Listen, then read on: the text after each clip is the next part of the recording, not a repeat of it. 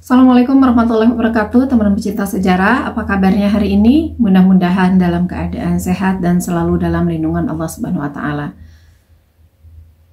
Bertemu lagi dengan saya Anissa Amisani di program Baca Sejarah dan masih di serial kronologi sejarah. Sekarang masuk ke tahun 627 Masehi. Ada 8 peristiwa yang datang dari dunia Islam dan ada 4 peristiwa penting yang datang dari luar dunia Islam. Peristiwa yang datang dari dunia Islam yang pertama adalah Ghazwa Khandaq atau Ahzab, di mana kaum muslimin berhasil mempertahankan Madinah dari serangan sekutu. Kemudian yang kedua adalah pernikahan Rasulullah SAW dengan Zainab binti Khuzaimah. Yang ketiga ada pernikahan Nabi dengan Hindun binti Abu Umayyah. Yang keempat adalah kelahiran Husain bin Ali bin Abi Thalib. Yang kelima adalah pengusiran Bani Quraidah, salah satu komunitas Yahudi dari Madinah akibat berkhianat. Yang keenam adalah Ghazwah Bani Mustalik atau Al-Muraisi. Kemudian yang ketujuh adalah pernikahan Nabi Muhammad SAW dengan Juwairiyah binti Harith, pemimpin Bani Mustalik. Dan yang kedelapan adalah peristiwa Hadithul Ifki atau berita bohong. Dan berbarengan dengan rentetan kejadian itu, di luar dunia Islam juga sedang terjadi banyak peristiwa penting. Di antaranya adalah terjadinya persekutuan Persia Sasan dengan bangsa Afar dan juga bangsa Slav sekaligus dalam menggempur Konstantinopel. Tetapi mereka mengalami kegagalan dalam rencana tersebut. Kemudian yang kedua adalah persekutuan Heraklius dengan Tongyangzu, Kagan dari Turk Barat untuk menyerbu Persia. Dan yang ketiga adalah perebutan kembali benteng-benteng Bizantium di Armenia oleh Heraklius dari tangan Persia Sasan. Dan yang terakhir adalah pertempuran Niniwe yang merupakan pertempuran final antara Heraklius dan Persia Sasan. Dan beberapa peristiwa sudah kita bahas ya, di antaranya yang sudah dibahas adalah pernikahan Rasulullah SAW dengan Zainab binti Khuzaimah, juga biografi dari Zainab binti Khuzaimah. Sudah dibahas juga pernikahan Rasulullah SAW dengan Ummu Salamah atau Hindun binti Abu Umayyah. Kelahiran Husain bin Ali itu dipending yang akan kita ceritakan sekaligus sebagai biografi dari Husain bin Ali bin Abi Thalib, dan ini akan menjadi kisah yang cukup panjang ya, dan mungkin akan memakan beberapa episode. Kemudian yang terakhir kita bahas adalah tentang pertempuran Bani Mustalik.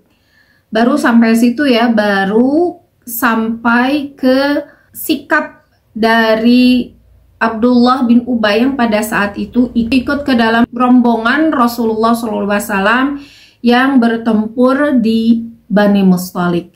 Dan kita sekarang akan maju ke peristiwa berikutnya, yaitu Hadithul Ifki. Dan ini mungkin diantaranya ada juga terselip karena ini kisah yang rentetan ya, bersamaan antara perang Bani Mustalik, pernikahan Juwairiyah binti Al-Harith dengan Rasulullah SAW, juga di ujungnya ada Hadithul Ifki.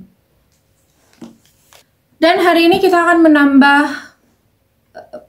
menambah referensi. Kita sudah ada referensi dari kelengkapan tarikh Nabi Muhammad SAW yang ditulis oleh Munawar Khalil. Kemudian kita juga memakai Sirah Nabawiyah dari Said Ramadan Al-Buti.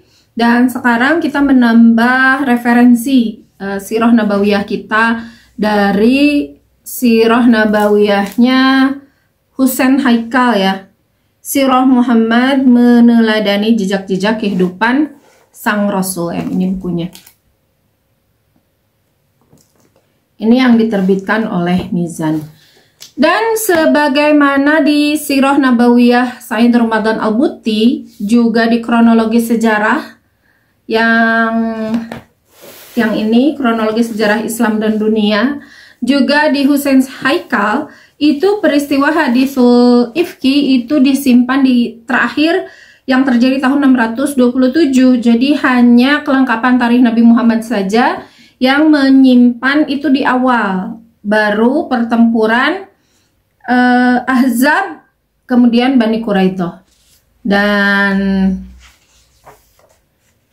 yang kita pakai karena awalnya ini ya, kita memakai yang ini tarikh, jadi kita mengikuti yang ini. Terakhir itu kita masuk ke kisah yang Abdullah bin Ubay itu mau masuk ke Madinah ya, tetapi dihalang-halangi oleh putra beliau yaitu Abdullah bin Ubay. Dan di sini ada beberapa wahyu yang diturunkan berkenaan dengan hal itu, yaitu surat Al-Munafikun ayat 1 hingga 8 yang menceritakan kisah tersebut. Kemudian kita akan masuk ke peristiwa berikutnya, yaitu pernikahan Nabi Shallallahu Alaihi Wasallam dengan Juwairiyah. Sebagaimana telah diriwayatkan bahwa di antara orang-orang yang tertawan di tentara muslimin dalam pertempuran Bani Mustalik ialah putri dari Haris bin Dhiror. Haris bin Dhiror ini adalah pimpinan dari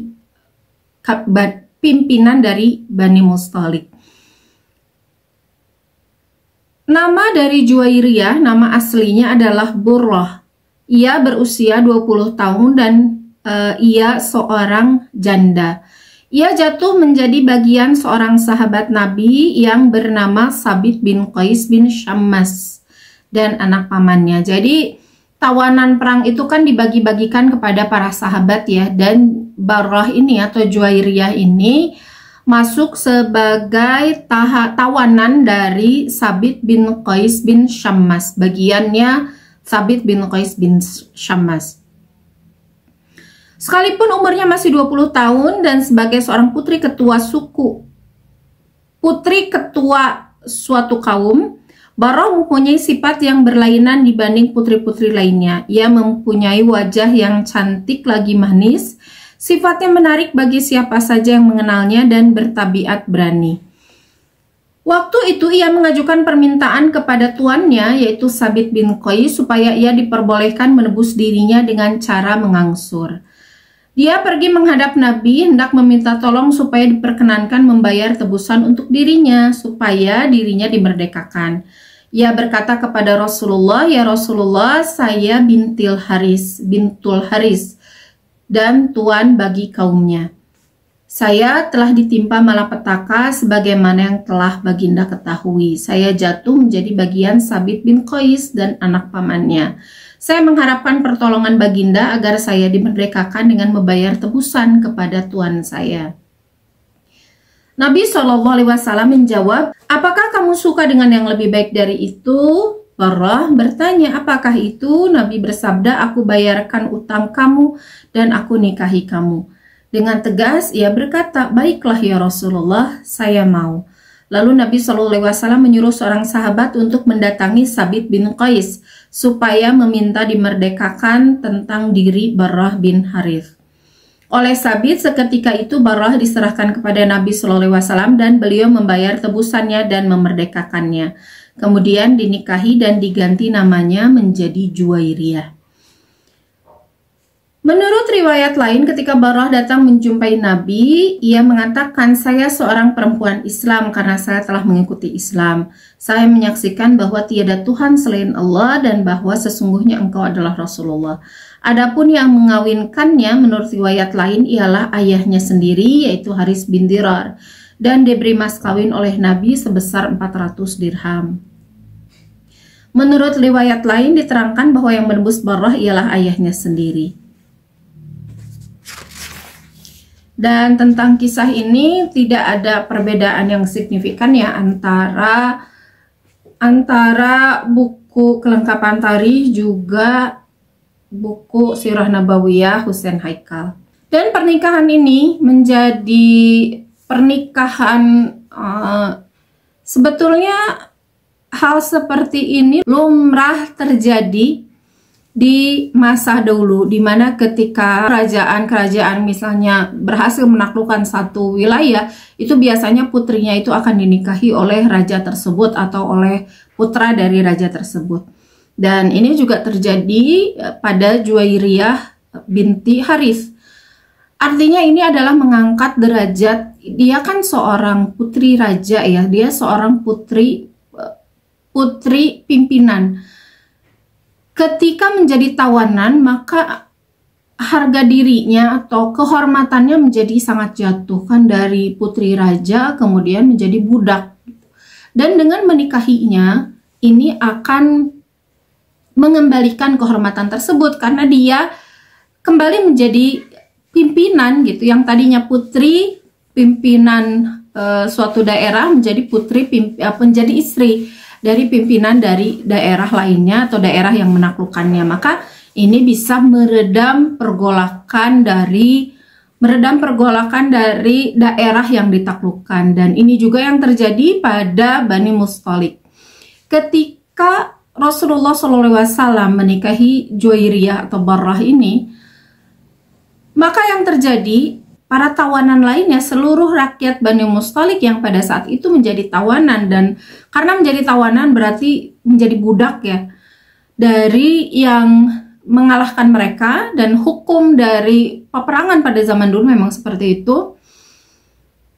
Ini menjadi naik juga kehormatannya karena para sahabat yang pada waktu itu mendapatkan bagian, yang pada waktu itu ikut ke dalam pertempuran Bani Mustalik, itu sama-sama semuanya mendapat bagian tawanan, berarti semuanya mendapatkan beberapa orang tawanan karena penduduk Bani Mustalik banyak ya, ratusan jumlahnya. Maka para sahabat itu membebaskan atas dasar pernikahan Juwairiyah dengan Rasulullah SAW.